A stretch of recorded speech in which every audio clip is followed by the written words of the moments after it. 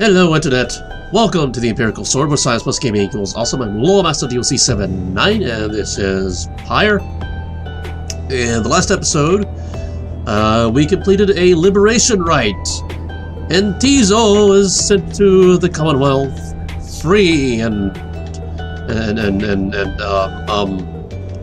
clear of all of his why he was here.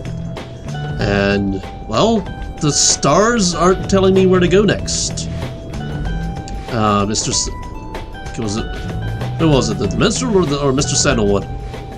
I forget. One of them was like yeah, there's a place to the south. We're gonna go there. But I want to go in here and talk to whoever's talking. But first, I should mention that my little catchphrase on this channel is "School doesn't teach. It is our responsibility to take our education into our own hands." Think of it as educational supplements in a system that doesn't really prepare us for life properly. So I like to drop little nuggets of wisdom in these videos as educational supplements. And I believe I've been talking about personality types a bit, indicating about them. Maybe you've been researching them. If you haven't, maybe you should.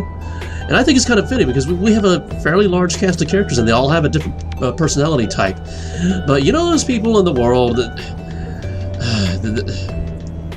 let's call them toxic people. You know, they just seem angry all the time, and the least little thing sets them off. Let me say this. It's the person, not the personality type. You know, personality types don't tell you who's going to be a toxic person or anything like that. Anybody can be toxic. So that is not the personality type at all. So let's go in here and talk to somebody, and hopefully they're not toxic. Oh, she's totally not toxic. No shiny things? Okay, so talk to her. In spite of the late hour, you find Ray minding her own business in the wagon and talking to herself. Or rather, the wagon walls. That's right, it's a ship. A living ship. Yeah, oh wait, that's Farscape. But most of all, I think I'm gonna miss his little tripping sounds. He woke me up with him sometimes. He kept waking me up. He sure was a good friend, both of us, right? Little brother. Why, you know even better than I did. Much better, I should think. So you must really miss him too. Oh, she's sad. She spreads her arms against the wall. Hug. I understand. I do. Those drive-ups up there, they seem very sad about this too. Or maybe some are happy. I don't know. More food for them to share, and they like food. Tizo sure like food. I wonder if he'll like the food at home. It's very different, right? So maybe he won't. But he eats almost anything. Oh, this must be so exciting for him. And I know the scribes, they'll be watching over him still. I think maybe they love him best of all. I cannot wait to hear what he thinks of it all. And I think for sure that he'll help with Mr. Sandalwood's big plan. That's the great thing about Tizo, little brother. No matter where he goes, he always helps. He always helps. She bounds off without acknowledging her presence at the least. You sense that she has found some peace despite now being separated from her little friend Tizo. You hope by now that she has found safe passage. Oh, he has found safe passage in the Commonwealth. And that was it. Okay. So onward to the south. Good morning, my girl. The place I noted earlier. Let me illuminate the way. That way. Moonlight Alcove. Okay, we're going that way.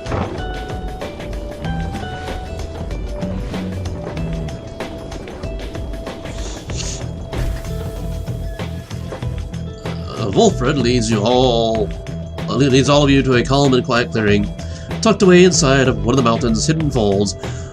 All about you see a variety of strange items and equipment. Loot? Bide your time. Or go in here and talk. Let's talk. No shinies? Okay, let's talk. You find Volfred seemingly lost in thought, but then he returns to you. Greetings, reader. This wagon and I, we've many memories together, and I cannot help reliving some of them just now. I suppose some aspects of my past may have been of relevance to you, given your role. If there is something that you wish to know, you need but ask. Okay, last time something like this popped up, I could only ask one question. Excuse. This way knows a little bit. The two of them seem to be old acquaintances. How long they know? Why the Nightwings? Heard about long ago in the Commonwealth. Emperor Moore? Maybe? I don't.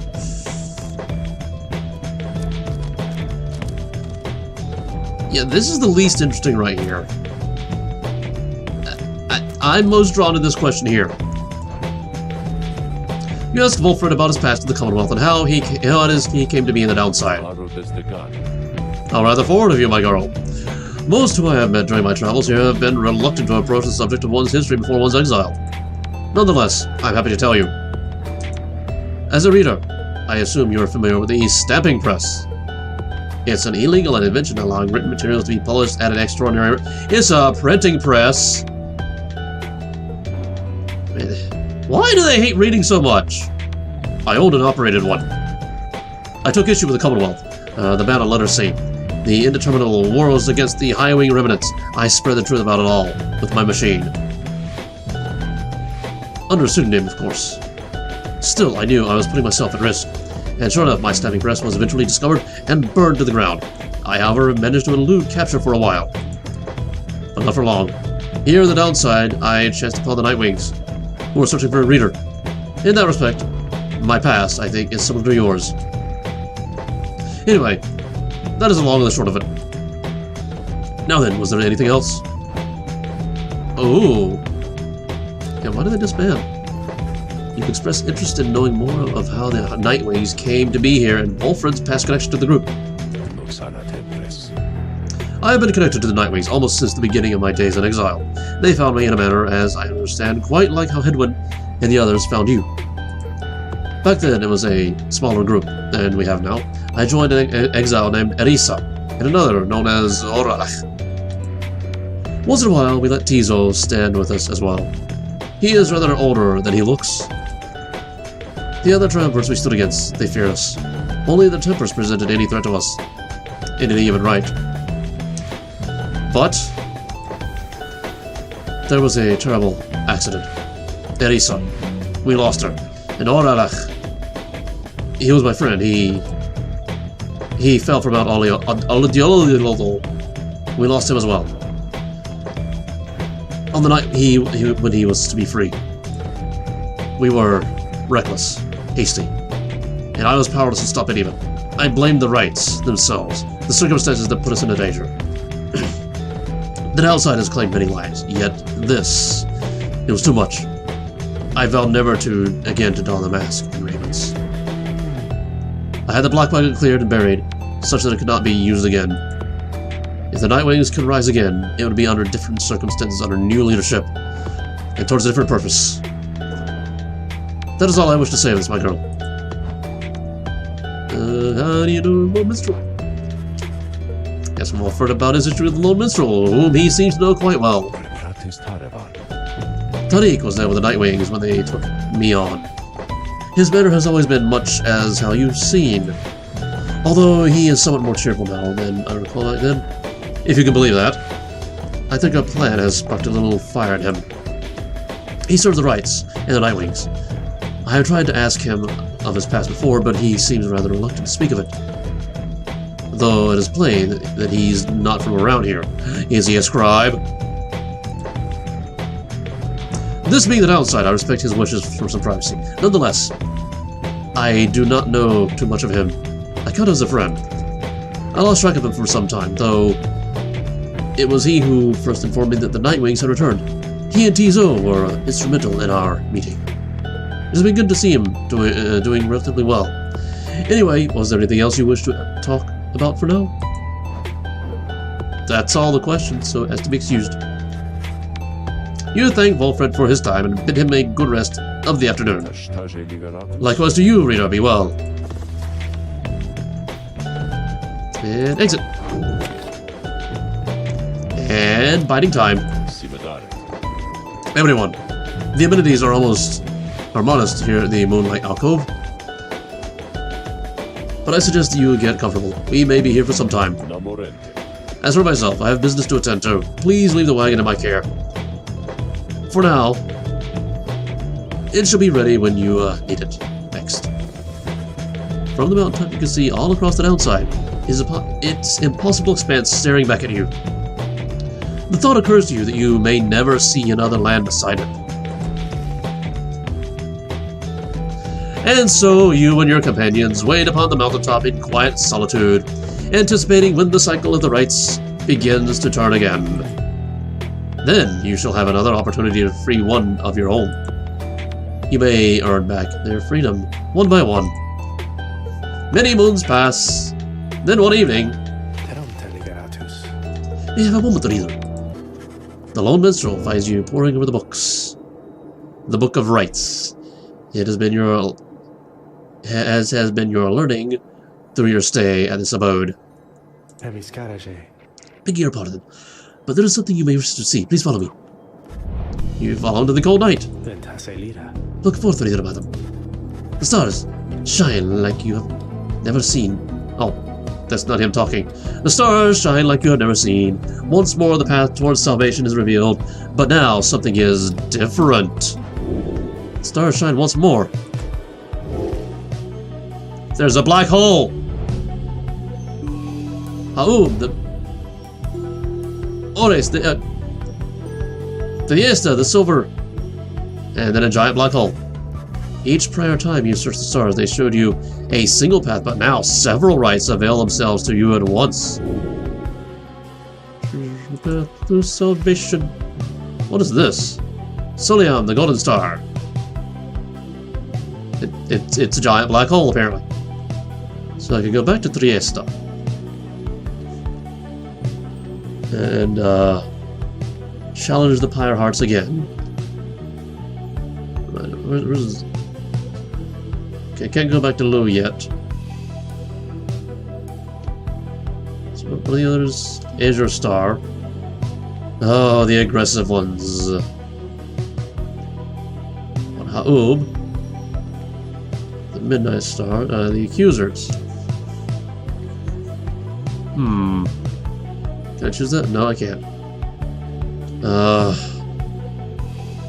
Milith. You're not permitted to conduct the next rite here. These guys are just really, really aggressive.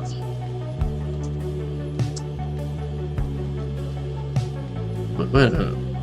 What? The Hulk of Ores, wasn't that the Pyre Hearts? What? Oh, so they're going to... Okay, they're going to different places now.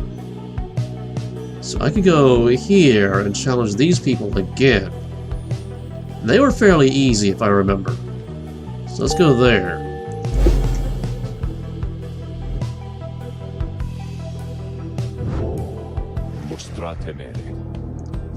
The stars urge me to go to a cairn of Ha'ub, a long way off. Volfred, sir, how to reach the cairn of Ha'ub in due course of time? You know full well, Tariq. Preparations are complete.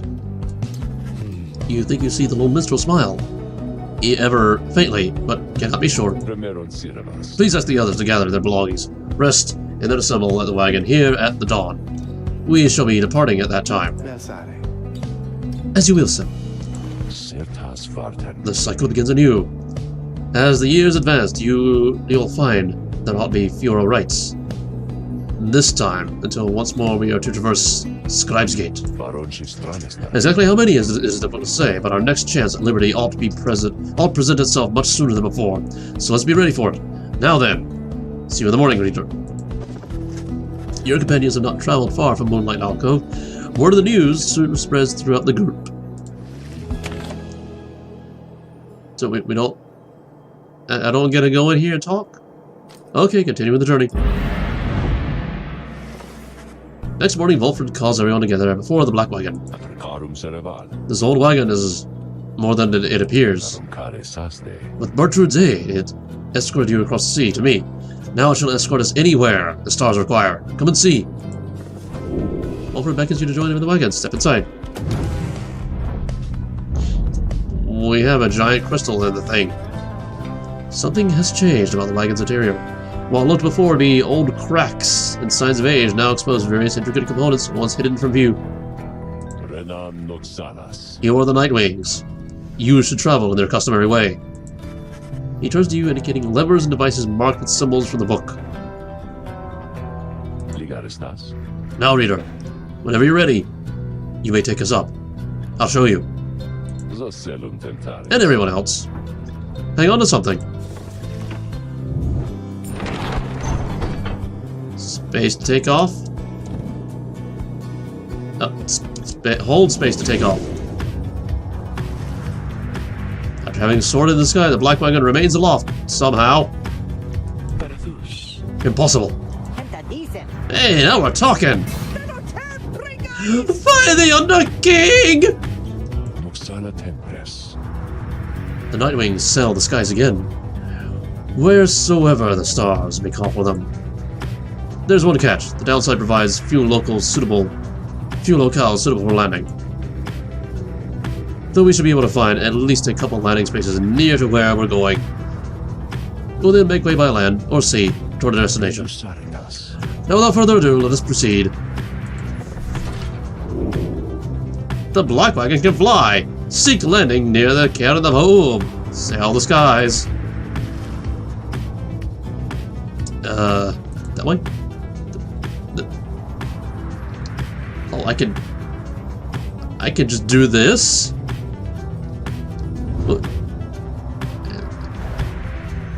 Hold shift to boost. Well, that's the wrong way.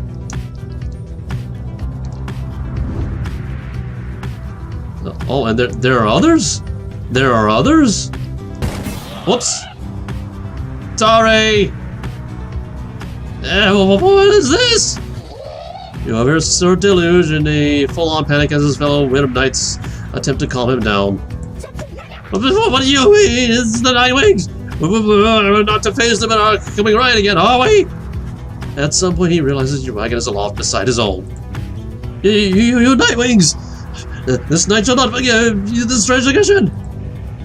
Once we prevail against whichever adversary is doomed to face us next, then we shall come for you! You know, why must this knight be forced to fly so far above the land and sea?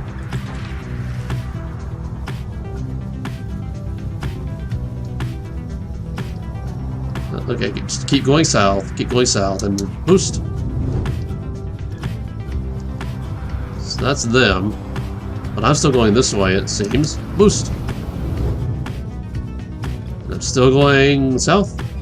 Oh, there's the Hulk of Ores.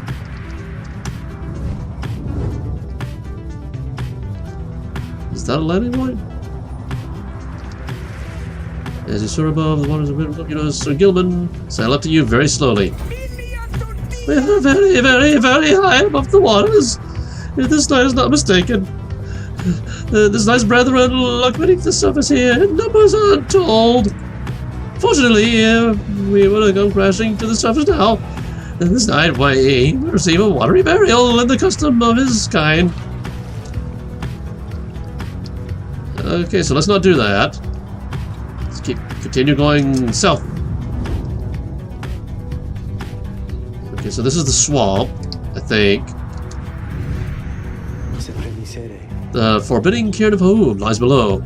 Not many exiles see fit to cross beyond it. Oh, I didn't do the right voice.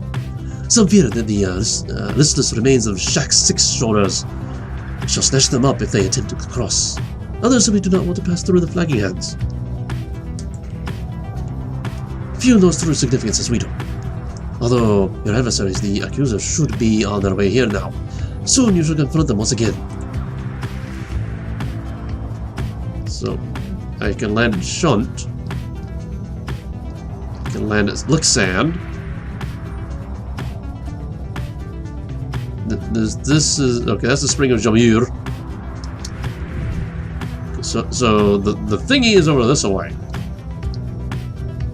Somewhere or that way. Can't go that way. Well, I've been to Lixand. Or Macy's Ranches are visiting the mud baths along this route. Well, Shunt seems closer. So let's eland. You touch down at the heart of Jamur Valley, where first you face the fate and the dissidents. You briefly wonder where they might be now and how they fare. You join your companions for a routine inspection of the wagon, following its flight. Sir Gilman confirms the wagon's wheels withstood these shifting temperatures and still appear to be in reasonable shape. Ray managed to calm some of the drive imps prone to dizziness or frenzy at high altitudes. Frenzy at high altitudes? Really? Okay. Other than that, everything checks out, and the rest of the crew got through the flight without complaint. You now have a little time before having to set forth by land. Okay, beyond Red Crystal seeks Ray. What is this? It is flagrant disregard for natural laws, thus providing light entertainment. Okay. We have a thing. We have another thing up here. Singing Sands. These so-called something. Oh, and we have a thing over here. Waking Wood Wisps. The wisps inside provide scarce bit of light when is needed. All for a low monthly fee. Okay, so let's read the book first. Oh, so many thingies. So many thingies. Inspect. Once I too roamed free. I remember well those days in which I was called chief. I traveled all the world over on my 4 good paws, and I was well adored. I wanted to grow stronger. Here at last, I have. I shall not mince my words. This place shall either harden you or kill you. It shall haunt you with old memories. You share the exile's plight.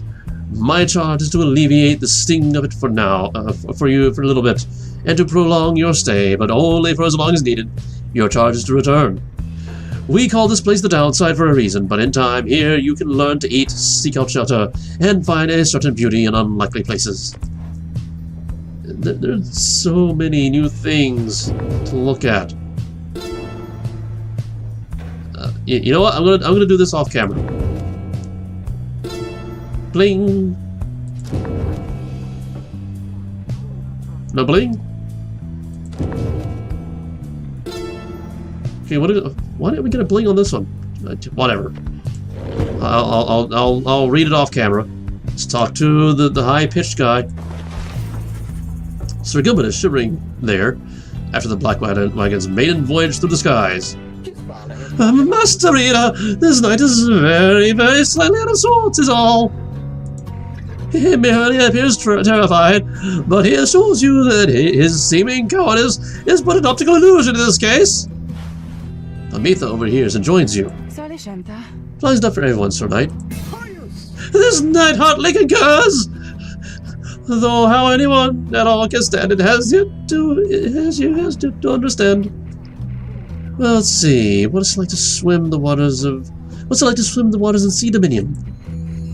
Oh, those glorious murky waters engulfed in hideous warfare, to be sure, but otherwise a joy to cut across, to feel the coolness of the waves beneath one's gill slits, and the like. Though this knight is now accustomed to his life above the surface.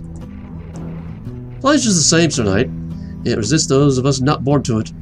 I, in turn, have wondered what your seas are like, but the thought of swimming fills me with disgust. Though I haven't had to swim, and now you have to fly. That's so very brave of you, and you handle it better than some hot fledglings I've met in my day. You'll get used to it. She departs, but you sense Sir Gilman is feeling better after the exchange. Plus one hope. Wish him well. There for them. Achievement unlocked. Okay, so we have scribe trials. I think I'm going to be doing the scribe trials off camera because that hurt my voice. What is it? I mean, the pull thingy was shiny, but I can't do things with it. Okay, so we go back. Explore Shunt. No one seems very much inclined to explore the blistering environs here, except for Ray, who is more upbeat even than usual. A secret bath and mud cleanses the mind. At least I think it does. But come look, come on, look. She draws you by the hand toward one of the muddy pits and jumps right in, laughing. At first you are put off, and yet her joy is infectious. Soon you are in better spirits, as is she. You return together to the wagon, where you find yourself with the time and motivation to pursue your vocations. Regain +2 hope. Your pleasant day. And vocation time. We're gonna go with the XP again. Okay, so who has the lowest XP? She's lower. She's about the same as Demon Lady. She's the lowest. So we're going to mentor her. Well, certainly, Reader Darling. How good of you to ask. Ask Pamitha to explain to you in her own words the histories of the 8 scribes and speak to her to how their very backgrounds form the basis not just of the Rites but of the Commonwealth.